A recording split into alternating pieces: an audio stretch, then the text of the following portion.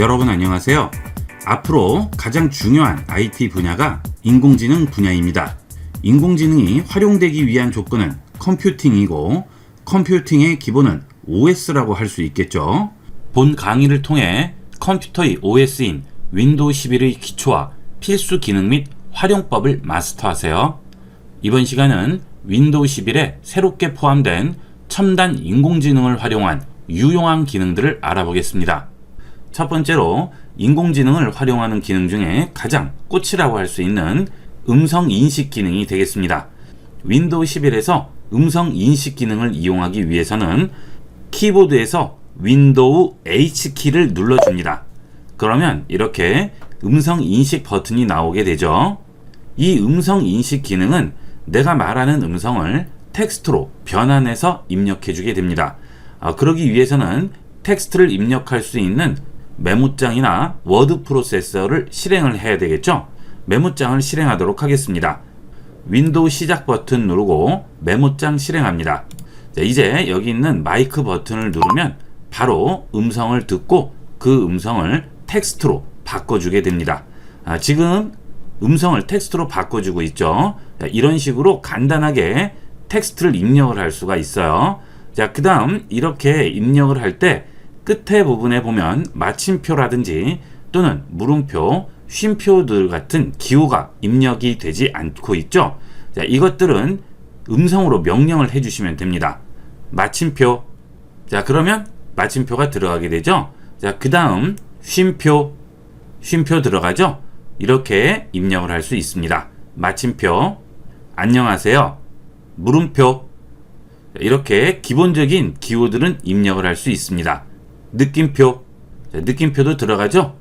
음성 인식 기능을 끌 때는 여기 있는 마이크 버튼을 다시 한번 눌러주시면 꺼지게 됩니다. 자, 그 다음 마이크 버튼 옆에 보시면 설정 버튼이 있습니다. 설정을 누르시게 되면 음성 인식 기능의 여러 가지 기능들을 설정할 수 있습니다. 지금 자동 문장 부호가 꺼져 있죠. 그래서 우리가 음성을 텍스트로 입력할 때 중간에 기호가 하나도 들어가지 않는데요. 자동 문장 부호를 체크해 주게 되면 마침표라든지 물음표 같은 기본 기호들은 들어가게 됩니다. 그 대신 느낌표나 쉼표 같은 것들은 제대로 들어가지는 않겠죠.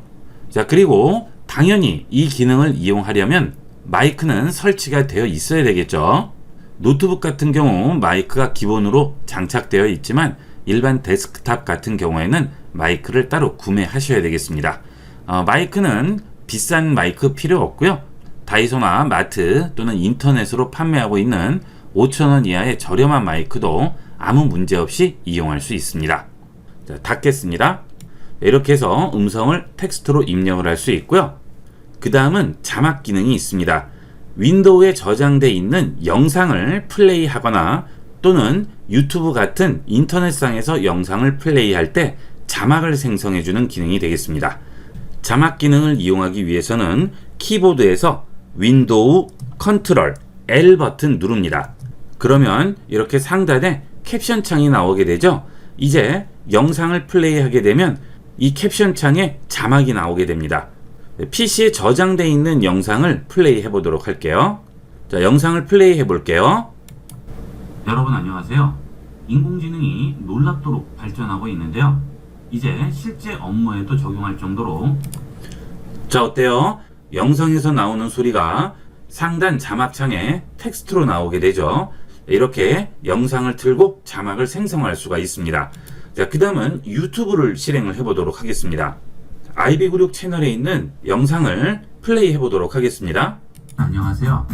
여러분은 스마트폰의 화면을 영상으로 녹화할 수 있다는 것을 아시나요?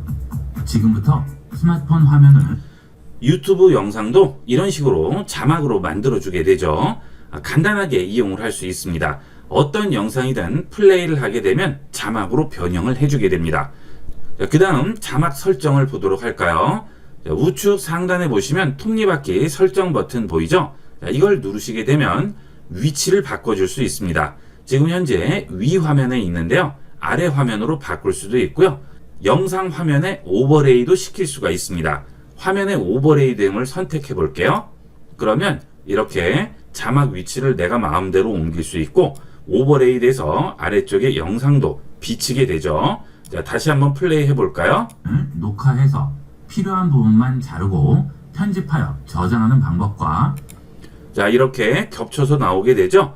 자, 이때 자막은 사이즈를 조절할 수도 있고요. 위치를 내 맘대로 바꿀 수 있습니다. 편리한 대로 이용하시면 되겠어요. 자, 다시 상단으로 위치를 바꿔주도록 하겠습니다. 위 화면 바꿨습니다. 자, 다시 설정 누릅니다. 자, 이번에는 자막 언어죠. 지금 한국어로 선택이 되어 있는데요. 영어를 선택하면 영어 자막을 만들어주게 됩니다. 여러분은 실행을 하시게 되면 영어가 안 나올 거예요. 언어를 추가해서 첨부를 해주셔야 됩니다. 언어 추가 누르시고요. 그러면 설정에서 언어 및 지역으로 들어오게 됩니다. 여기서 기본 언어 설정에 가셔서 언어를 추가해 주시면 됩니다. 저 같은 경우에는 지금 영어를 추가해 놓은 상태고요. 그 외에 다양한 세계 각국의 언어를 추가할 수가 있습니다. 텍스트 음성 변환, 필기, 음성 인식, 표시 언어로 전부 바꿔주게 됩니다. 자, 이때 해당 언어 우측에 보시면 지원되는 종류를 보여주게 되죠. 자, 표시 언어, 텍스트 음성 변환, 음성 인식, 그 다음 필기, 독일어의 경우에는 이 네 가지를 전부 지원하게 되고요. 자, 그 다음 네팔어 같은 경우에는 표시 언어만 지원이 되겠죠. 자, 이렇게 확인하시고 설치하시면 되겠습니다. 물론 이렇게 설치하시면 설치하는 시간은 짧게는 2, 3분에서 길게는 10분 정도까지 걸릴 수 있어요. 자, 이렇게 언어를 설치하게 되면 윈도우 표시 언어도 변경할 수 있습니다. 기본은 한국어로 되어 있지만 여기를 눌러서 설치한 언어로 바꾸게 되면 윈도우 언어가 전부 해당 언어로 바뀌게 됩니다. 자, 다시 돌아올 때는 다시 한국어로 선택을 해주시면 되겠죠. 자, 이렇게 언어를 설치해 주시고 설정에 다시 들어가게 되면 영어를 선택할 수가 있겠죠. 영어를 선택하시고 영어로 된 영상을 플레이하게 되면 영어 자막을 만들어주게 됩니다. 테드에 한번 들어가 볼게요. 자, 테드 영상 하나 플레이 해볼까요? 2,500 years ago, Heraclitus said, "The world bubbles forth." Here's bubbling. What is actual now and 자, 어때요? 영어도 완벽하게 들어오게 되죠. 자, 이 자막은 거의 완벽합니다. 볼륨을 크게 해서 들을 수 없을 경우에는 이런 식으로 자막을 이용하시면 보다 편리하게 이용을 할 수가 있겠습니다. 필요 없으시면 X 버튼 눌러서 닫아주시면 되겠습니다. 그 다음은 스냅 레이아웃 기능이 되겠습니다. 컴퓨터를 이용을 하시다 보면 창들을 많이 열어놓고 이용하게 되죠. 자, 그러면 뒤에 창을 보려고 하면 겹쳐서 안 보이니까 창을 또 움직이시고 한쪽으로 몰아놓고 복잡하게 이용을 하시는데 이 스냅 레이아웃을 이용하면 아주 편리하게 이용할 수 있습니다. 자, 열려있는 창 아무 창이나 클릭 드래그해서 위쪽으로 가져가면 위쪽에 하얀색 바가 하나 나오게 되는데요. 그 위에 얹게 되면 레이아웃 배치를 만들어 줄 수 있습니다. 자, 세로로 나뉘어진 것도 있고요. 한쪽이 넓고 한쪽이 좁은 것도 있고 우측은 상하로 나눠져 있고 좌우측 전부 상하로 나눠져 있는 이런 레이아웃이 나오게 되죠. 여기서 원하는 레이아웃에 얹어줍니다. 자, 그리고 마우스에 손을 놓게 되면 나머지 부분 창을 어떤 것으로 할지 선택하는 게 나오게 되죠. 자, 선택을 해볼게요. 그러면 그 창이 그 위치에 들어가게 되고요.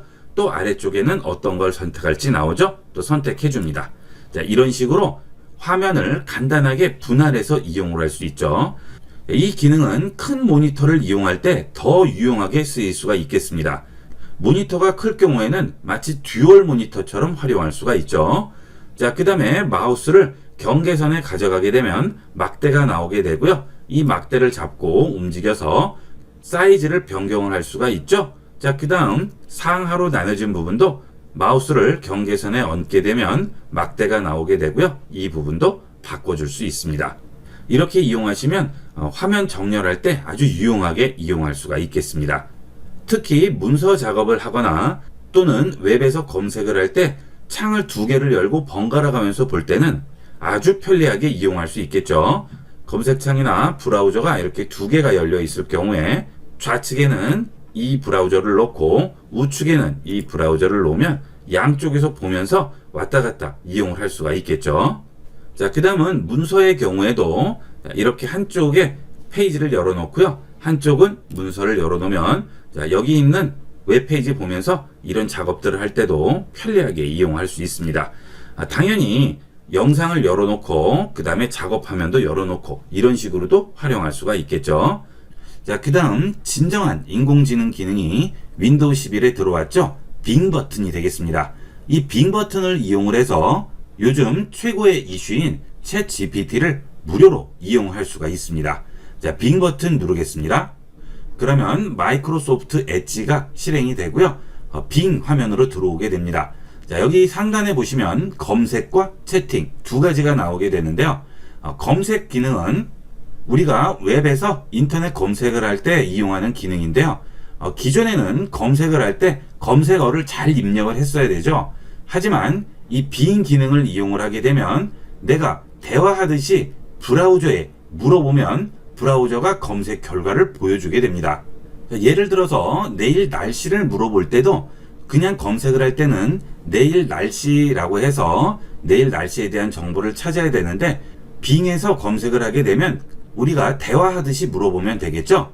자, 내일 비가 올까라고 물어보게 되면 내일 날씨를 보여주게 되는 거죠. 검색어 복잡하게 생각할 필요 없이 훨씬 자연스럽게 이용할 수가 있겠습니다.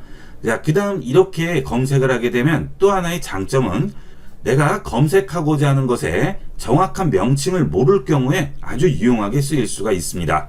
예를 들어서 자동차를 주차를 할 때 뒤쪽에 더 나오지 못하도록 막는 턱이 있죠. 자, 그게 뭔지 모르겠어요. 그런 명칭 물어볼 때 대화하는 것 같이 물어보면 간단하게 답해주게 됩니다. 자동차 주차선 바깥으로 나가지 못하게 막는 방지턱, 이렇게 질문을 하게 되면 주차 방지턱이라고 나오죠. 자, 이렇게 아예 박스가 쳐져서 간단하게 찾아볼 수가 있습니다. 영화 같은 거 물어볼 때도 대충의 줄거리를 써주고 물어보게 되면 그런 것도 전부 답해주게 돼요. 검색할 때 편리하게 이용할 수 있겠고요. 그 다음은 채팅이 있죠. 이 채팅의 경우에는 챗 GPT 챗봇과 채팅하는 방식으로 동일하게 이용하시면 되겠습니다. 자, 그 대신 이 경우 대화 스타일을 선택을 할 수가 있어요. 창의적인 답변을 원할 경우, 균형 있는 답변을 원할 경우, 정밀한 답변을 원할 경우 해당 스타일을 선택을 하고 질문을 하면 보다 정확한 답을 해주게 됩니다. 직접 입력을 하셔도 되지만 우측에 있는 마이크를 사용하면 좀 더 편리하게 이용을 할 수가 있겠죠. 인공지능과 우리나라 반도체 산업과의 연관성에 대해서 물어보도록 하겠습니다.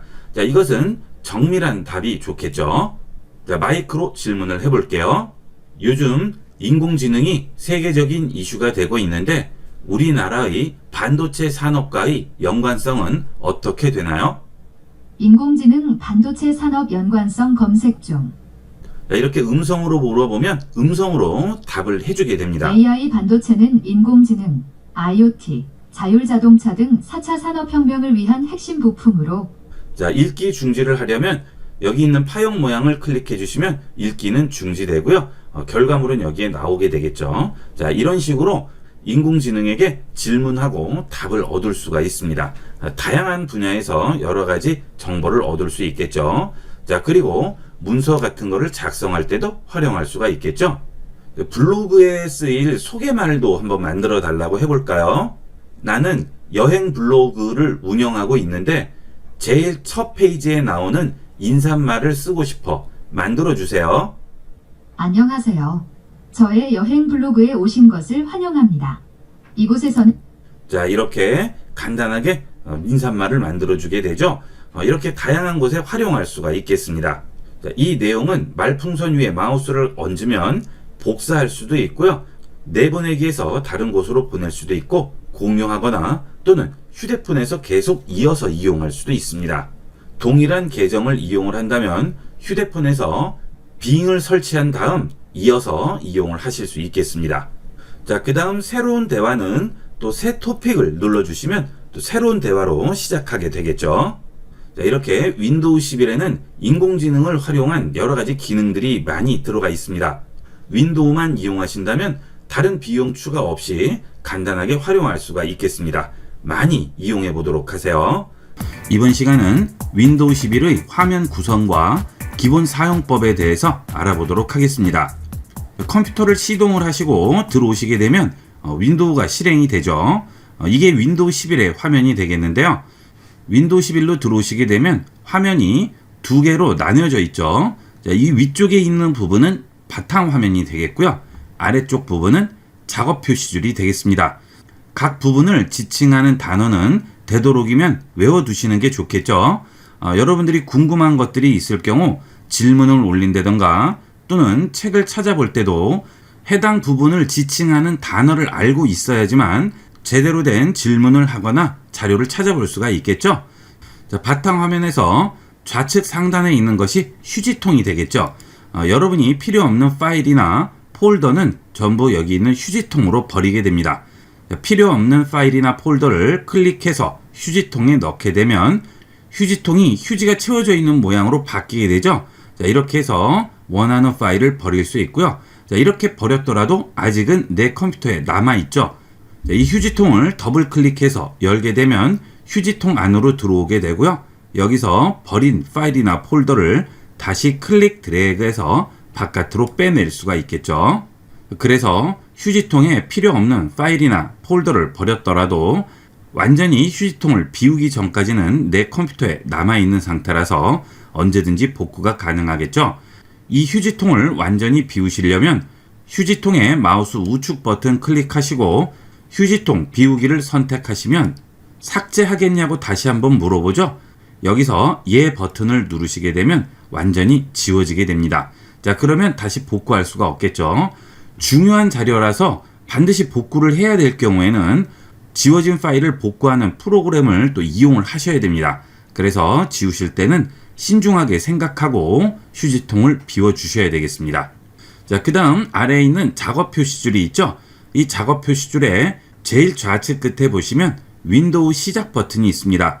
이 윈도우 시작 버튼을 누르시게 되면 시작 창이 열리게 되고요. 여기서 고정된 앱들을 확인할 수 있습니다. 자, 그 다음 우측에 보시면 점이 두 개가 나오게 되죠. 여기서 다 보여주지 않는 앱들은 아래 점을 누르시면 나머지 앱들을 보여주게 됩니다. 그 다음 우측 상단에서 모든 앱을 누르시게 되면 내 컴퓨터에 설치되어 있는 모든 앱들을 확인할 수 있습니다. 그리고 그 앱을 클릭해 주시게 되면 해당 앱이 실행이 되게 되겠죠. 자, 이런 식으로 원하는 프로그램을 실행하게 됩니다. 자, 다시 뒤로 돌아가실 때는 뒤로 버튼을 누르시면 앞에 단계로 돌아오게 되겠고요. 그 다음 여러분이 앱을 실행하셔야 되는데 이렇게 많이 설치가 되어 있을 경우 찾기가 어렵습니다. 자, 그럴 때는 시작창을 눌렀을 때 나오는 상단의 입력창에 입력을 해서 찾아줄 수도 있습니다. 예를 들어 메모장을 찾아야 할 경우 상단에 있는 입력창을 클릭하시고요. 여기에 메모장이라고 입력하시면 바로 메모장 앱이 나오게 되겠죠. 자, 이때 위쪽에 보시면 모두가 있고요. 앱, 문서, 웹 설정, 사람, 폴더, 사진 여러 가지가 나오게 되죠. 여기는 모두 버튼은 내 컴퓨터에 있는 메모장이라고 써 있는 모든 파일을 다 찾아주는 거죠. 앱을 누르게 되면 설치되어 있는 앱 중에 메모장이라고 되어 있는 앱을 찾아주는 거고요. 문서는 문서 파일 명이 메모장이라고 되어 있는 파일을 찾아주게 됩니다. 웹의 경우에는 웹에서 메모장에 관련된 내용을 검색해 주죠. 시작창에서 검색을 했을 경우 내 컴퓨터뿐만이 아니고요. 웹상에서도 전부 검색을 해주게 됩니다. 보통은 모두로 놓고 많이 이용을 하시죠. 자, 이렇게 메모장을 입력을 했는데 만약 앱이라는 말이 나오지 않고요. 이렇게 아이콘 모양이 보이지 않을 경우에는 그 앱은 설치가 되어 있지 않은 거죠. 자, 이번에는 포토라고 써봤는데요. 이 포토 단어를 포함한 앱을 보여주게 되죠. 여기에 포토샵이라고 되어 있죠. 이 포토샵의 단어가 포토가 들어가 있죠. 그래서 앱도 찾아주게 됩니다. 자, 그 다음에 그 아래 보면 설정 부분에 포토가 관련된 내용들을 전부 보여주게 되고요. 그 다음 웹 검색도 결과를 찾아줄 수가 있습니다. 만약 앱명을 여기에 입력을 하셔서 원하는 앱을 찾고자 할 때는 여러 가지가 나와 있으면 헷갈리실 수가 있죠. 자, 그때는 이 위에서 앱 버튼을 눌러주시면 앱만 찾아주게 됩니다. 자, 이렇게 해서 간단하게 원하는 프로그램을 찾아줄 수 있고요. 문서라든지 또는 사진, 폴더, 설정까지 전부 찾아줄 수 있고 웹에서의 검색까지 가능합니다. 자, 그 다음 여기 있는 고정됨은 내가 원하는 자주 이용하는 앱들을 고정을 시켜 놓을 수가 있습니다. 예를 들어서 제가 포토샵을 자주 써요. 그럴 때는 해당 앱에 마우스를 얹으시고 마우스 우측 버튼 누르시면 시작 화면에 고정이라는 메뉴가 나오죠. 자, 이걸 선택을 해주시면 앞으로는 윈도우 시작 버튼을 누르시면 이렇게 바로 해당 앱이 나오게 됩니다. 여기 있는 모든 앱 눌러서 다시 들어가서 찾으실 필요 없이 간단하게 이용을 할 수가 있겠죠. 자, 그 다음에 여기에 고정된 앱이 많을 경우 이렇게 아래쪽으로 넘겨야 되는데 이것도 귀찮아요. 그럴 때는 그 앱을 원하는 위치로 바꿀 수 있습니다. 해당 앱을 클릭하신 다음 드래그 하셔서 이 위로 올리시게 되면 내가 원하는 위치에 가져다 놓을 수가 있겠죠. 그러면 윈도우 시작 버튼 누르시면 나오는 시작 창에서 바로 실행을 할 수 있습니다. 좀 더 편리하게 이용을 할 수가 있겠어요. 자, 그 다음 고정한 것을 없애고 싶어요. 여기 있는 고정된 앱이 너무 많을 경우에 헷갈릴 수가 있죠. 이럴 때는 고정 앱을 없애주시면 됩니다. 해당 앱의 마우스 우측 버튼 누르시면 시작 화면에서 제거라고 있죠. 이걸 선택을 해주시면 여기에 고정된 아이콘이 없어지게 됩니다. 그 경우 프로그램이 삭제되는 건 아니죠. 모든 앱을 눌러서 들어오시면 여기에 해당 앱은 그대로 남아 있습니다. 바로 가기를 삭제하는 것이지 앱 자체를 삭제하는 것이 아닙니다.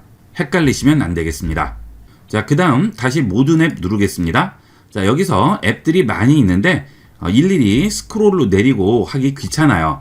자, 이럴 때는 해당 앱들 위에 알파벳이 있죠. 이 알파벳을 누르시면 알파벳들이 한꺼번에 보이게 됩니다. 여기서 실행하고자 하는 앱의 알파벳 제일 첫 번째 글자 부분을 클릭을 해주시게 되면 그 부분으로 이동이 되게 되겠죠. 그 다음 한글도 마찬가지가 되겠습니다. 자, 비읍 선택해 주시면 비읍에 관련된 앱이 보이게 되겠죠. 자, 빨리 찾으실 때는 알파벳으로 찾아주시면 좀 더 빠르게 찾을 수가 있겠습니다. 그 다음은 프로그램을 실행하게 되면 해당 프로그램은 아래에 나와 있죠.